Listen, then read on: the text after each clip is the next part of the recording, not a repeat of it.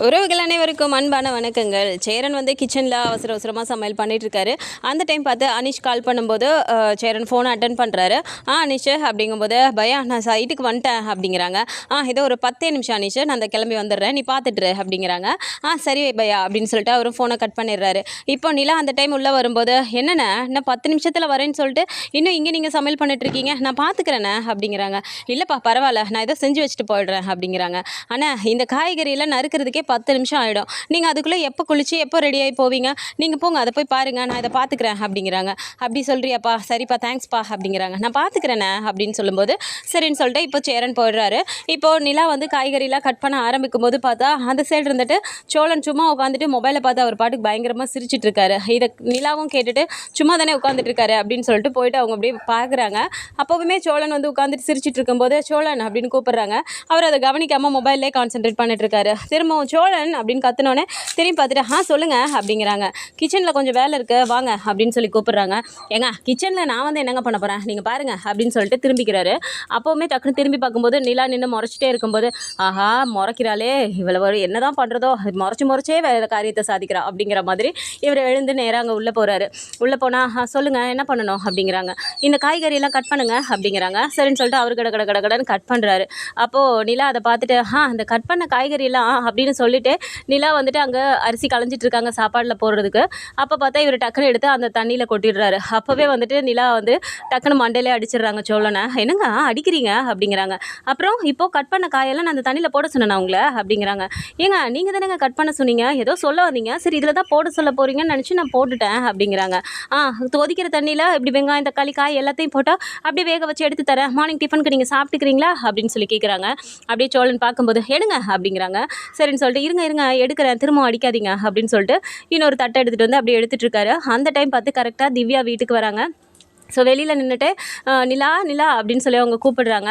அப்போ சோழன் டக்குன்னு ஏதோ வரேங்க அப்படின்னு சொல்லி சொல்கிறாங்க. நிலா அப்படியே பார்த்து முறைக்கும் போது உங்கள் பேர் நிலாவா அப்படிங்கிறாங்க. இல்லைங்க உங்களை தான் கூப்பிட்றாங்க அப்படின்ட்டு சரின்னு சொல்லிட்டு நிலா வேகமாக வெளியே போகிறாங்க. அங்கே போய் பார்த்தா இப்போ திவ்யா நின்றுட்டு இருக்கதை பார்த்தோன்னா திவ்யா வா அப்படின்றாங்க.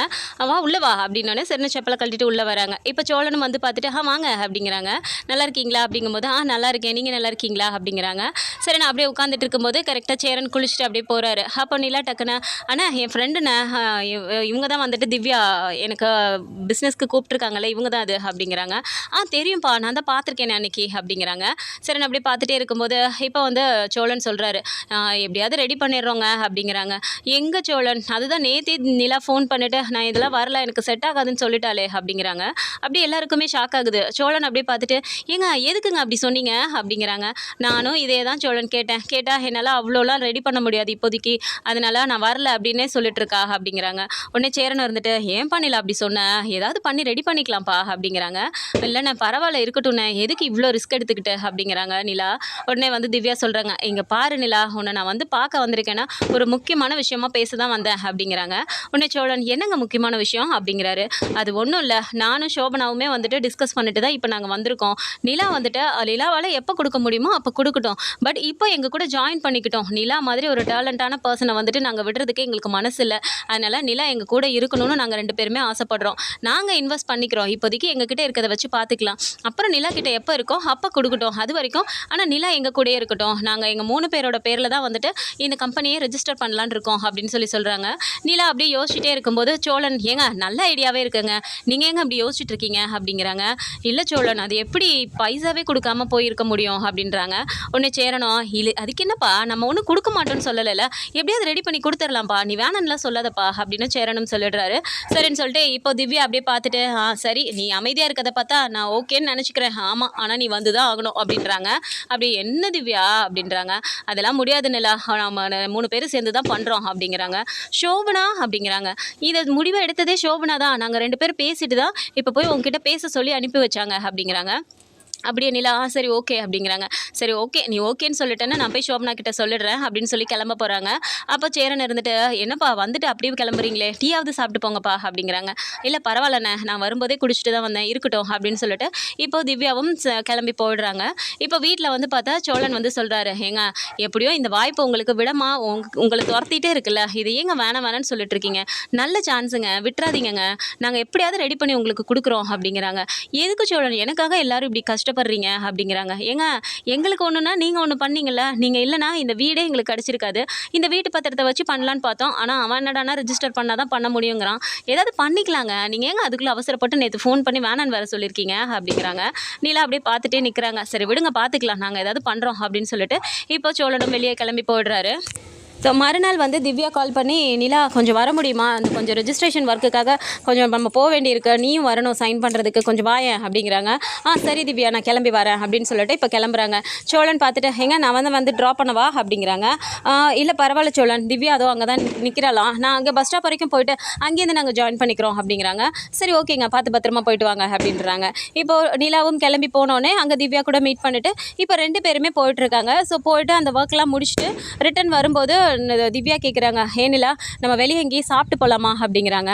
இல்லை திவ்யா வீட்டில் எல்லாம் சமைச்சு வச்சுருப்பாங்க, நான் வீட்டிலே போய் சாப்பிட்டுக்கிறேனே அப்படிங்கிறாங்க. நீ சொன்னால் கேட்க மாட்டியே, சரிவா கொஞ்சம் ஜூஸாவது குடிச்சிட்டு போகலாம் அப்படின்னு சொல்லிட்டு இப்போ ஜூஸ் ஷாப் தேடுறாங்க. அந்த இடத்துல எதுவுமே இல்லைன்னும் போது வா அந்த சைடு ஒரு ஷாப் இருக்குது அங்கே போய் குடிக்கலாம் அப்படின்னு சொல்லிட்டு இப்போ அந்த சைடு போகிறாங்க.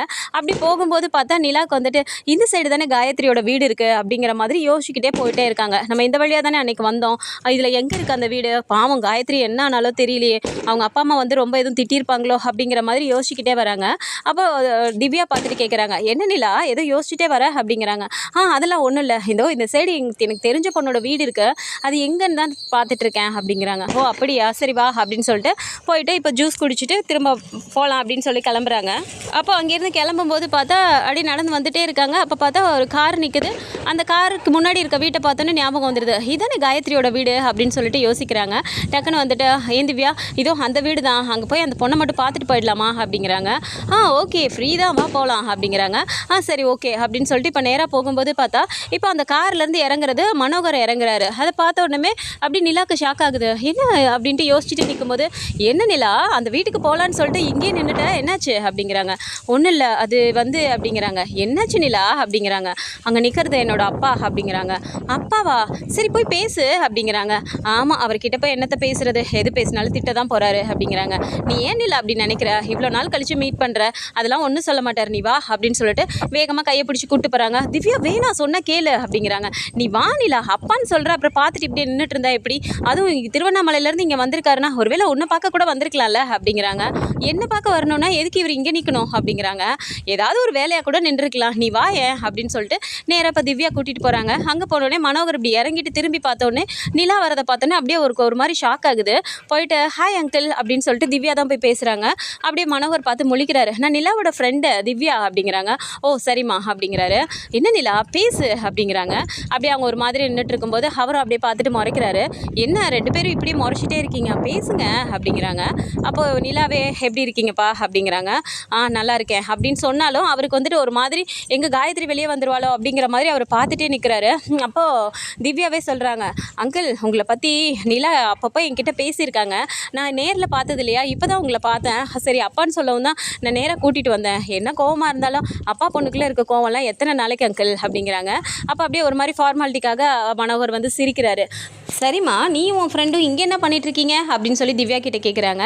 உடனே திவ்யா வந்துட்டு அது ஒன்றும் இல்லை அங்கிள், ஒரு ரெஜிஸ்ட்ரேஷன் விஷயமா நானும் நிலாவும் போயிட்டு வந்துட்டுருக்கோம் அப்படின்றாங்க. ரெஜிஸ்ட்ரேஷனா என்னம்மா அது அப்படிங்கிறாங்க. நிலா அப்படியே பார்த்துட்டு திவ்யா அமைதியாரு அப்படிங்கிறாங்க. இரு நிலா நான் பார்த்துக்கிறேன் அப்படின்னு சொல்லிட்டு இப்போ அவங்க சொல்கிறாங்க. அது ஒன்றும் இல்லை அங்கிள், நான் நிலா அப்புறம் சோபனான்னு சொல்லிட்டு இன்னொருத்தவங்க 3 பேருமே சேர்ந்து ஒரு கன்ஸ்ட்ரக்ஷன் கம்பெனி ஸ்டார்ட் பண்ண போகிறோம், அதுக்கான ரெஜிஸ்ட்ரேஷன் ஒர்க்காக தான் போயிட்டு வந்துட்டுருக்கோம் அப்படிங்கிறாங்க.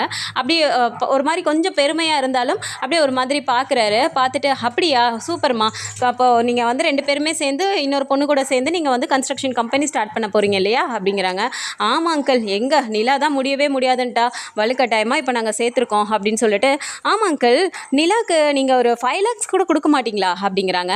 அப்படியே அவர் ஒரு மாதிரி பார்க்குறாரு. நிலா டக்குன்னு பார்த்துட்டு திவ்யா என்ன பேசிகிட்டு இருக்க நீ, எதுக்காக அவர்கிட்ட நீ இதில் கேட்டுட்ருக்க அப்படிங்கிறாங்க.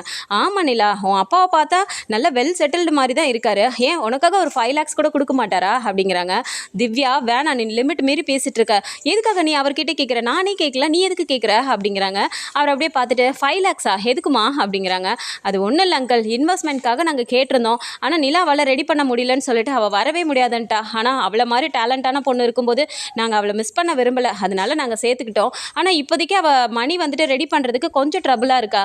அதனால தான் சரி உங்களை பார்த்தா நீங்கள் வெல் செட்டில்டாக தானே இருக்கீங்க, நீங்கள் ஹெல்ப் பண்ண மாட்டீங்களா அவளுக்கு அப்படின்னு சொல்லிட்டு திவ்யா சிரிச்சுக்கிட்டே கேட்குறது நிலாவுக்கு ரொம்பவுமே கோவமாக வருது. திவ்யா வேண்டாம் அப்படிங்கிறாங்க. அப்போவுமே மனோகர் பார்த்துட்டு அதாம்மா நீ இவ்வளோ கேட்டுட்ருக்க, ஆனால் என் பொண்ணு பார்த்தியா என்கிட்ட அதெல்லாம் எதுவுமே கேட்க மாட்டா அப்படின்னு சொல்லிட்டு அப்படியே ஒரு மாதிரி பார்க்குறாரு. அப்போது சரிங்க அங்கிள், ஏன் இங்கே நின்றுட்டு இருக்கீங்க, நிலாவை பார்க்க தானே நீங்கள் இங்கே வந்தீங்க அப்படின்னு சொல்கிறாங்க. அப்போது மனோகர் வந்து ஒரு மாதிரி தடுமாறுறாரு. அப்போ காயத்ரியோட வீட்டையும் பார்க்குறாரு, நிலாவையும் பார்க்குறாரு. அவர் ஒரு மாதிரி தடுமாறிக்கிட்டே தான் நிற்கிறாரு. ஸோ அந்த டைம் கரெக்டாக காயத்ரி வந்து வெளியில் வந்துடுறாங்க. வந்தவங்க நிலாவை பார்த்தோன்னே நிலா நீங்களா அப்படிங்கிறாங்க. ஆமாம் காயத்ரி, இந்த வழியாக வந்தேன். சரி உங்கள் வீடு இங்கே தானே இருக்கு, அதுக்கப்புறமா உங்களை பார்க்கவே இல்லையே, சரி என்ன ஏதுன்னு பார்க்கலான்னு சொல்லிட்டு தான் அப்படியே இந்த சைடு வந்தேன் அப்படின்னு சொல்கிறாங்க. ஓ சரி சரி அப்படின்றாங்க. என்னாச்சு, ஒன்றும் பிரச்சனைலாம் இல்லைல்ல, உன் பேரண்ட்ஸ் எதுவும் வந்து உன்னை ரொம்ப திட்டினாங்களா அப்படிங்கிறாங்க. அப்போ அப்படியே மனோகரை பார்க்கும்போது அப்படியே இவங்களும் பார்க்குறாங்க. ஓ அதுவா அப்படின்னு சொல்லிட்டு அதெல்லாம் ஒன்றும் இல்லை நிலா, திட்டினாங்க தான், திட்டாமல் இருப்பாங்களா அப்படின்னு சொல்லிட்டு ஒரு மாதிரி பேசிகிட்டே இருக்கும்போது உடனே மனோகர் என்ன பண்ணுறாரு, சரி ஓகே நீங்கள் பாருங்கள், எனக்கு கொஞ்சம் வேலை இருக்குது நான் கிளம்புறேன் அப்படின்னு சொல்லிட்டு அவர் கிளம்ப பார்க்குறாரு.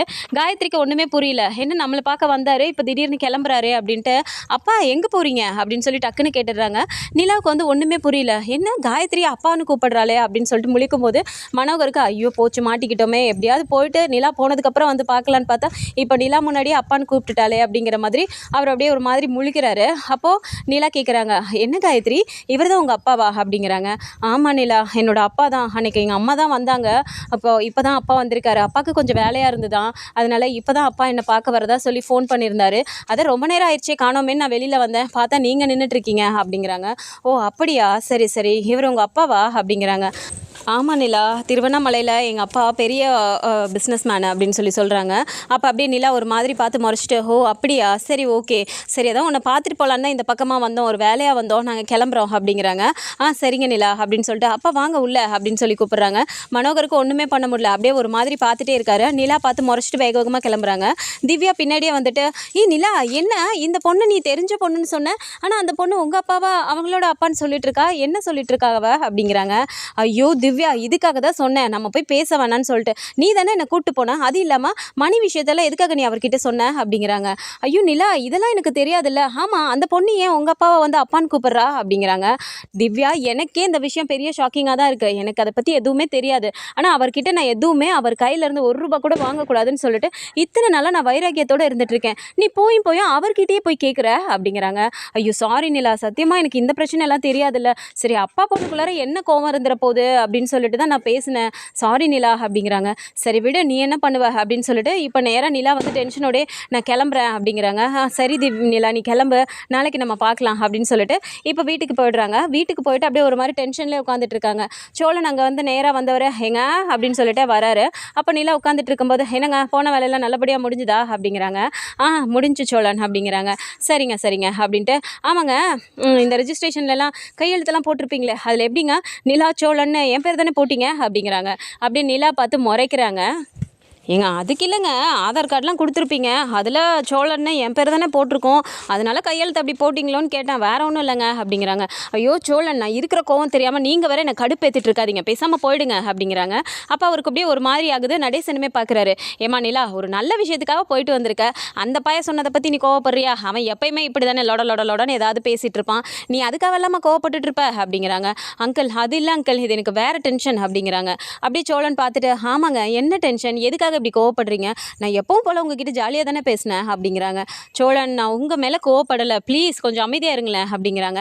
நடேசன் உடனே வேகமாக உள்ளே போயிட்டு தண்ணி எடுத்துகிட்டு வந்து கொடுத்துட்டு இந்தம்மா முதல்ல இந்த தண்ணியை குடி அப்படிங்கிறாங்க. அங்கிள் அப்படிங்கிறாங்க.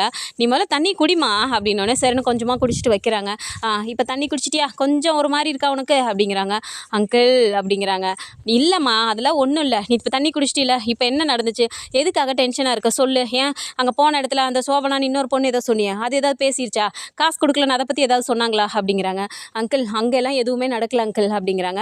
வேறு என்னதாம்மா நடந்துச்சு அப்படின்னு சொல்லி பேசிகிட்டு இருக்கும்போதே பார்த்தா வீட்டு வாசலில் கார் வந்து நிற்குது. அப்போது நடேசன் எட்டி பார்த்துட்டு அம்மா யாரோ கார் வந்துருக்கு, சோழா உன்னை தேடி தான் வந்திருக்காங்களான்னு போய் பாரு அப்படிங்கிறாங்க. என்ன தேடி யார் வீட்டுக்கு வர போகிறா அப்படின்னு சொல்லிட்டு எழுந்துச்சு அவர் நேராக வெளியே வராரு. வந்து பார்த்தா இது யார் காருன்னே தெரியலையே அப்படிங்கிற மாதிரி யோசிச்சுட்டே நிற்கிறாரு. பார்த்தா மனோகர் உள்ளேருந்து கார்லேருந்து இறங்குறாரு. அதை பார்த்த உடனே அப்படியே ஒரு மாதிரி ஏங்க உங்கள் அப்பா வந்திருக்காருங்க அப்படிங்கிறாங்க. இங்கே எதுக்கு வந்தார் அவர் அப்படிங்கிறாங்க.